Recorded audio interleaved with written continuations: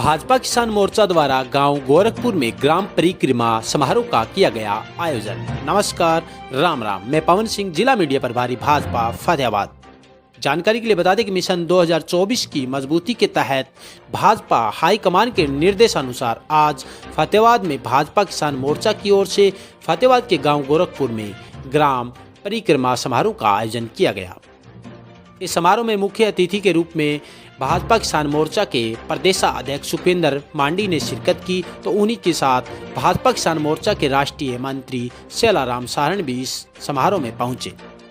इनके अलावा भाजपा के जिला अध्यक्ष सरदार बलदेव सिंह ग्रोहा जी, फतेहाबाद से विधायक श्री चौधरी धूड़ाराम जी, भाजपा किसान मोर्चा के जिला प्रभारी मनदीप लांबा, कार्यक्रम के संयोजक भवानी सिंह राठौर, सह संयोजक भीम लांबा व गांव गोरखपुर के सरपंच डॉक्टर मनदीप योगी भी विशेष रूप से मौजूद रहे। ग्राम परिक्रमा समारोह के गांव गोरखपुर के ग्रामीणों को संबोधित करते हुए सुखविंदर मांडी ने कहा कि प्रधानमंत्री मोदी की किसान हितैषी सरकार ने पीएम किसान सम्मान निधि योजना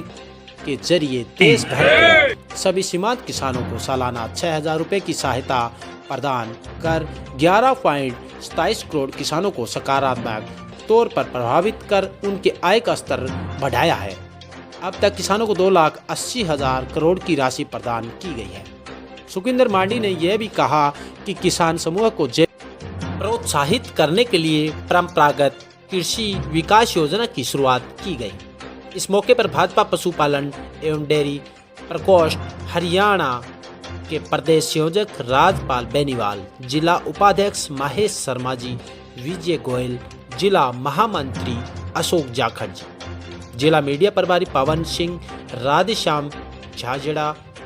मंडल अध्यक्ष सुभाष शिवाच, सुभाष खिच्चर, डॉक्टर रंजीत ओड, जगदीप मोंगा जी, राखी मक्कड़, विश्व शर्मा, अरुण सेठी, राजवीर नेहला, जोगिंदर नेहला, महेंद्र नेहला, जेपी गोदारा, राम मेहर धारसुर, महेंद्र बैजलपुर, राज बत्रा, डॉक्टर जसमेर शिवाज सहित किसान मोर्चा के अनेक कार्यकर्ता वहां मौजूद रहे। बुजुर्गों, जो भूपेंद्र सिंह हुड्डा अलग अलग जिलों में जाकर ये कहते हैं कि मैं बहुत ठाडा मुख्यमंत्री था, मैं तो ये कहता हूँ हुड्डा साहब, आपने अपनी एक रिपोर्ट, स्वामीनाथन रिपोर्ट को आधार बनाकर इस देश के प्रधानमंत्री को सौंपने का काम किया था और आप ठाडे व्यक्ति नहीं थे। अगर आप ठाडे व्यक्ति होते तो सोनिया माता के पैरों तले दबी हुई इस रिपोर्ट को लागू करवाने का किसान के हित में काम करते। आप पूरी तरह कमजोर अपने समय में रहे और इस दौरान जब भारतीय जनता पार्टी की सरकार आई तो साथियों, बुजुर्गों, स्वामीनाथन का नाम हम लेते हैं, स्वामीनाथन रिपोर्ट की हम बात करते हैं और जिन स्वामीनाथन जी ने उस रिपोर्ट को लागू करने के लिए सरकार के सामने रखा था, उन्हीं स्वामीनाथन जी ने ट्वीट करके ये कहा कि ये भारतीय जनता पार्टी नरेंद्र मोदी का धन्यवाद करता हूं कि जिन्होंने मेरी 201 में से 200 सिफारिशों को पूरा करने का काम किया है। एक सिफारिश जो C2+FL की है,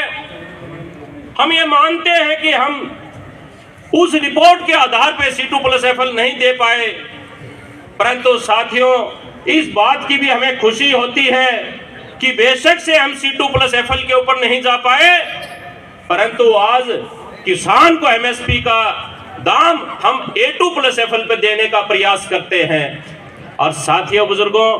जो ये कांग्रेस पार्टी किसान के साथ अपने आप को खड़ा करने की बात कहती है, ये किसान का हितैषी होने की अपनी बात कहती है, इनसे सवाल पूछना चाहिए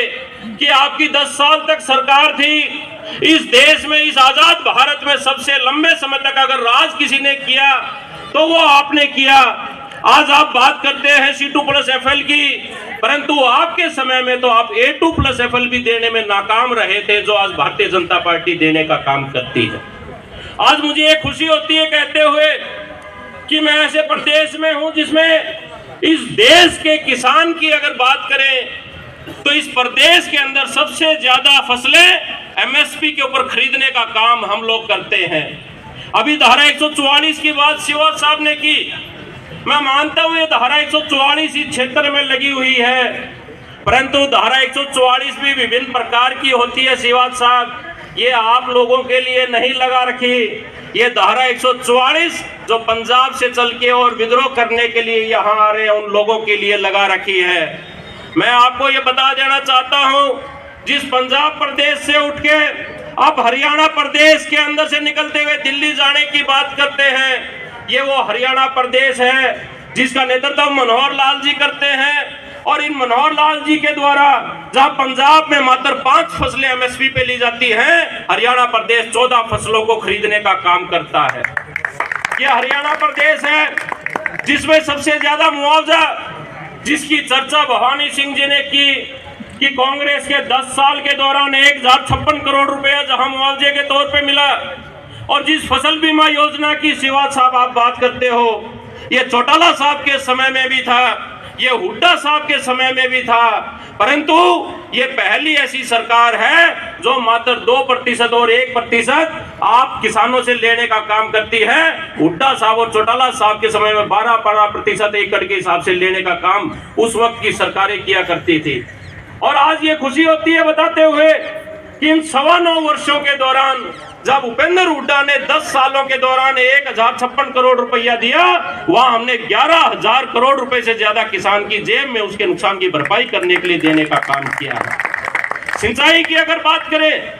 बड़े बड़े मुद्दे इस प्रदेश में SYL के हुए हैं और उस SYL के मुद्दे को सिर्फ राजनीतिक मुद्दा बनाते रहे हैं।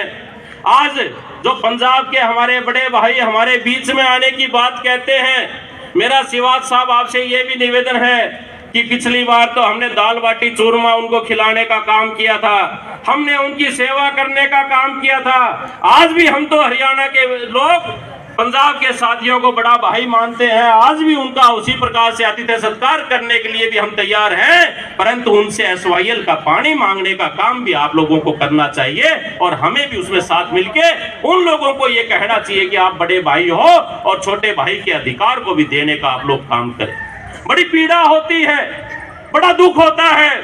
जब बाढ़ से आपके पंजाब के अंदर बाढ़ आती है, बाढ़ से ग्रस्त पंजाब होता है, उस वक्त वहां के मुख्यमंत्री भगवंत मान जी हमें चिढ़ाने के लिए कहते हैं अब ले लो पानी, अब ले लो पानी। केजरीवाल साहब, आपका भी इस हरियाणा प्रदेश से संबंध है, आप भी उस बिरानी भूमि सिवानी से संबंध रखते हैं जिसमें लगातार फसल के नाम के ऊपर नुकसान किसान उठाता है। और अगर उस क्षेत्र के अंदर भी किसान के साथ अपने आप को खड़ा करते हुए और वहां बिरानी क्षेत्र में भी पानी पहुंचाने का अगर किसी ने काम किया है, वो भारतीय जनता पार्टी और हरियाणा प्रदेश की सरकार ने किया है। तो साथियों, ये सिर्फ विरोध के लिए विरोध करना ये कतई न्यायोचित नहीं है।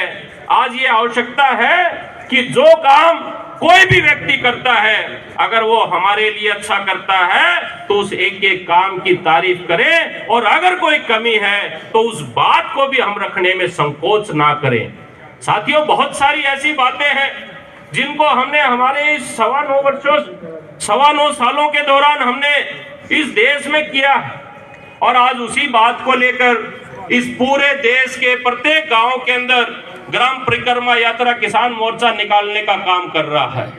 आज आदरणीय अध्यक्ष हमारे राष्ट्रीय अध्यक्ष जगत प्रकाश नड्डा जी के द्वारा उत्तर प्रदेश के मुजफ्फरनगर से आज इस यात्रा की शुरुआत की गई है। हमारे राष्ट्रीय अध्यक्ष राजकुमार चाहर जी उसका देश भर में नेतृत्व करेंगे,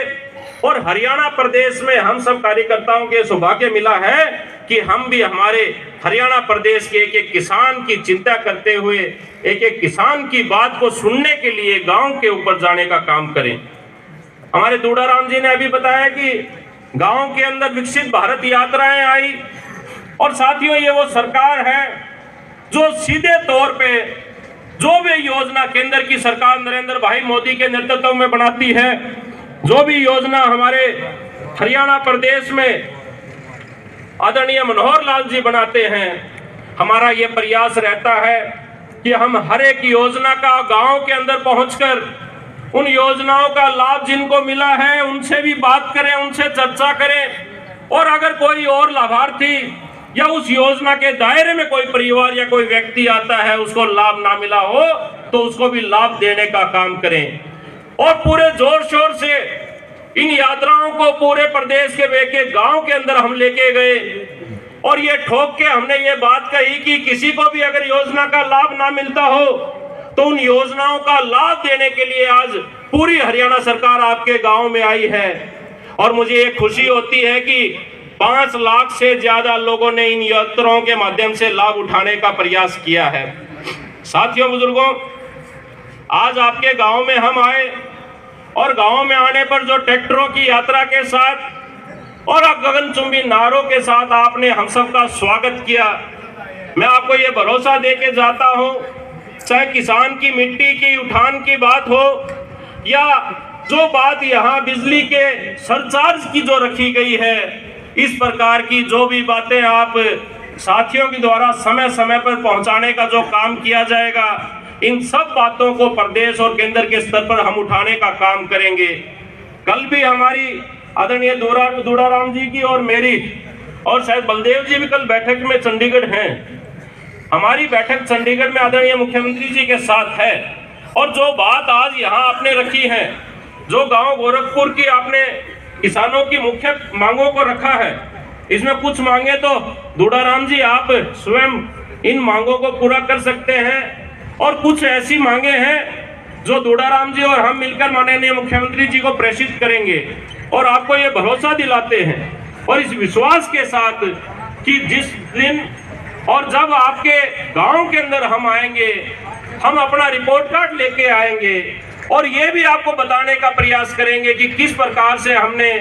चाहे वो फसलों के दाम को बढ़ाने की बात की हो, चाहे फसलों की खरीद करने की बात की हो, चाहे सिंचाई के लिए अधिक पानी देने की बात की हो, जितने भी हमने कार्य किए हैं, एक एक काम का रिपोर्ट कार्ड आपके बीच में लेके आएंगे और जितने काम आप आगे भी देने का काम करेंगे, उनके ऊपर भी सकारात्मक रूप से अपना प्रयास हम जारी रखेंगे। तो यहाँ किसान संगठनों के द्वारा जो हमें दी गई है, ये भी माननीय मुख्यमंत्री जी से और कल भी मेरी किसान संगठनों के कुछ और